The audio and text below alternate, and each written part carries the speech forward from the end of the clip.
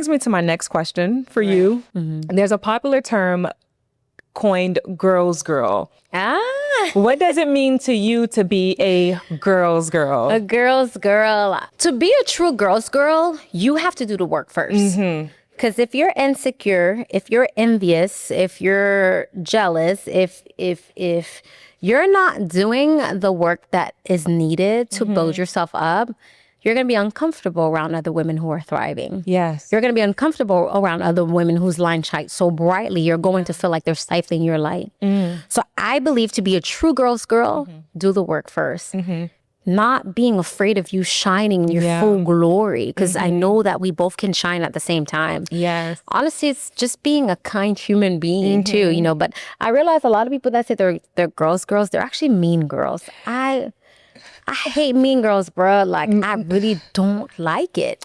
I feel as though people, to your point, I feel as though like it's more of an aesthetic than it is an actual character within them. You know, like it's cool to, when I hear people talking about girls, it's like, oh, because I gave her a compliment, I'm a girl's girl. No, like, that does not mean you're a girl's girl. You just gave me a great compliment. Thank you. But that doesn't mean that you want to see me shine. Exactly. You know what I mean? That doesn't mean that you've done the internal work to love yourself enough to love me as well in that way. You know? Absolutely. No, you bring up a great point, like the aesthetics of it, like, you know, social media trends and stuff. It's not a trend. It's a lived out value. Yes. It's not a trend. It's a lived out value. I think womanhood is fun. It's sacred. It is. And we have to do the work to keep it that way. You spoke about boundaries, and I want to touch on that because I feel as though, especially growing up in the Haitian community, we are naturally taught to be people pleasers. We are taught to serve others before we serve ourselves. Right. So I wonder for you, what does boundary setting look like these days? It's tough. I am in therapy. Setting boundaries actually make me feel very uncomfortable because it makes me feel like I'm being mean. Yeah. But for me, setting boundaries lately has looked at, I'd rather break your heart first than mine. And that sounds like a selfish statement. Even if it is, though. That's okay, because you cannot pour from an empty cup. No. I cannot fill your cup first. I need to fill mine first so that I can be able to take care of you. And it also looks like if I can no longer do something, I'm going to retract. And I know it's a very sensitive topic where people are like, oh, yes, be a woman and a man of your words. But sometimes I overestimate my capacity and I need to be able to come to you and say, Meline, I'm so sorry. Today, I'm having a really bad period. I deal with chronic pain. I suffer with endometriosis. I can no longer show up to your birthday dinner. Please forgive me. Yeah. And I expect the response from you as my friend is grace. Yeah. We penalize, as women, we penalize one another so much. Yeah. It's hard work, but I'm really learning, and it just feels good. It feels good to be the villain. That's how I feel when I set boundaries. I feel bad.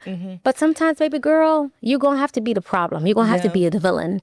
If it means that taking care of yourself and not overextending and not people pleasing. So that's where I'm at. And honestly, to your point, I would rather feel bad in the moment that I have to say no or retract versus showing up and not performing my best, or showing up and feeling as though I betrayed myself in some way. You know what I mean? Good. That's self-betrayal, especially as young Haitian girls. Yeah. We are taught to self-abandon. We are taught to don't do that. Yeah, that's the worst. Because your body feeling. keeps score. Your body is going to remember that trauma. Your brain doesn't know right and wrong. It knows what you give it. So you keep betraying yourself. You keep abandoning yourself. You keep doing all these things that don't serve you.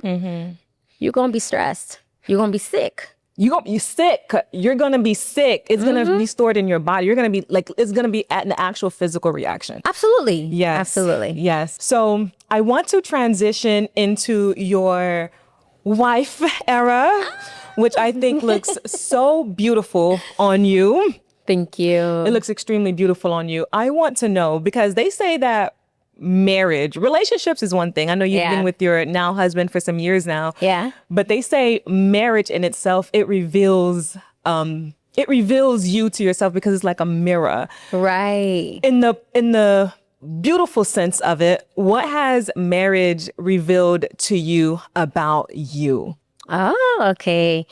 So much. I'm so blessed to have a partner who is literally the kindest, most gentle, protective, and literally my biggest fan. I am that doesn't come easy. And Especially as a woman in the limelight, or with visibility. Right. My husband never feels like he has to compete for my attention. Exactly. And I never feel like he's competing with me. Marriage has taught me so much, but the first thing it has taught me is the power of community.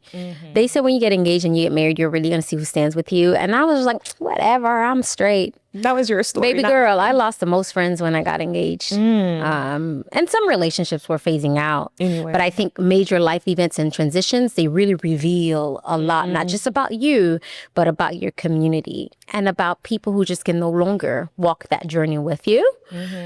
So that's one part. And it also reveals to me that personally, who you choose to align yourself with in covenant, who you choose to marry, will either make or break your life. I think of my husband as, man, this man finds every way to make my life easy without even me asking. I've mentioned that I deal with endometriosis, and that's something I will expand more later. And I deal with chronic pains. Oftentimes in the middle of the night, I'm waking up in excruciating pain. This man is the first person to get up, to make me tea, to get me medicine, to be there, to pray over me. And I've had partners where I was still dealing with this pain that was just like, oh, well, I don't know what to do. I'm going back to sleep. So it's revealed to me that I made a really good choice because this person is going to be the only family member that he's the only family member that I get to choose. So ladies, choose well, choose wisely. Don't be watching this clock. Yeah, especially that clock that we're talking about in the 30s. Like, for some reason, once we hit the 30s, the pressure gets worse, And some people start to feel as though they have to rush. They have to beat the clock, whether it's the birth clock, where it's the career clock, the relationship marriage clock. Right. Yeah. But Meline, you have the rest of your life to be with this person, God willing. So why rush? Why rush when this person will make or break your future? And if you want children, this person will be the father of your kids, in charge of raising up the next generation. In charge of leading you. This person will be in charge of helping you make your dreams come true, Yeah. That's not something that you take lightly. Not at all. That's not something you just choose because of the timing of what society says that your 30s should be like. I think our 30s are extremely defining. So many things shift from friendships and relationships. They're incredibly important. It's like the middle of your life, really. Yeah, I love being married, and I'm just so grateful that I have a partner that feels like a real partner. He has my back, I have his back, and we just have so much fun. People said, "Oh, first year of marriage, that's where you get the most arguments, this and that." And to be quite frank, I haven't experienced that because we know each other well, and we love and respect each other so deeply that even in moments where we have disagreements, I honor him first and he honors me first. You're angry at the problem, not the person. Yeah, I love that. You guys have a solid foundation of true friendship and partnership. And it's not that you guys just love each other. You actually like each other. Yeah. Yes. Yeah. Love is not enough. I'll tell you that right now. It's not enough. Proverbs you need to like the person. Yeah. Yes. There's this quote that I always go by. It's Proverbs 24:23. It says, a house is built upon wisdom. Amen. So I always think of a marriage as a house that's built upon wisdom. Love is not just enough. Love is an emotion. It's an action, but it's when you're in love, it's fleeting. So use wisdom. Yeah. And everything. With that said, do you think that love is conditional? Yes, as human beings, love is conditional. You don't have the capacity. The only person who has the capacity to love unconditionally, honestly, is God. But love is compromise. Love is understanding. It's kindness. It's patience. It's gentleness. So as a human being, it's conditional. There are days he loves me best, and there are days I love him best. But it's learning to put the other person first. It's learning to compromise. It's learning to sacrifice for them. Yeah. How do you speaking of God, how do you stay connected to God in seasons of, I guess, uncertainty? Yeah. How do you stay connected to yourself and God in those seasons? I journal a lot, honestly. I journal a lot. I do lots of walks on the beach. I pause a lot. I work hard, but I play hard. I pause. And I've learned to, as I get older, to take God along the journey. If I'm going to the grocery store, I'm having a conversation in my head. God, who is it that I need to like give a hug to today? Take God along the little moments. That's how you stay connected. Amen. And a lot of times, you know, with the seasons of uncertainty, like last year, I felt like, girl, I had nothing to offer because I was just grieving and crying because I lost really, really, really close friends. I felt like I had nothing to give, and that's okay. That's okay. God said that's okay. Yeah. You can just be. Amen. In me. The art of being in him and reminding in him. So yes. I love the fact that you said the art of being, because we are in our season of, or series of, being her. Right. And now that you're in a season of thriving, I want to know, what would you have told your younger self who was the people pleaser, who was in survival mode? What would you have told her about being her? I would tell her it gets better. Yeah. Ooh. It gets better, and you're not a problem to be fixed. You know, even as I am navigating therapy, sometimes I just think to myself like, damn, my childhood was really messed up. I've endured a lot in my life. I've been a victim of sexual abuse. I've been a victim of verbal, psychological, spiritual abuse. People see all this beauty and they see the queen, but they don't see the trials that makes me who I am today. So I would tell my younger self, one, it gets better, and two, you're not a problem that constantly needs to be fixed. You are a human being. You are a created, divinely, marvelously, Amen. wonderfully made creation. Amen. With a purpose. And yeah. Well, girl, I actually love that for you, because you're not just a pageant queen on the stage. You are the woman off the stage as well. You are a queen off the stage as well.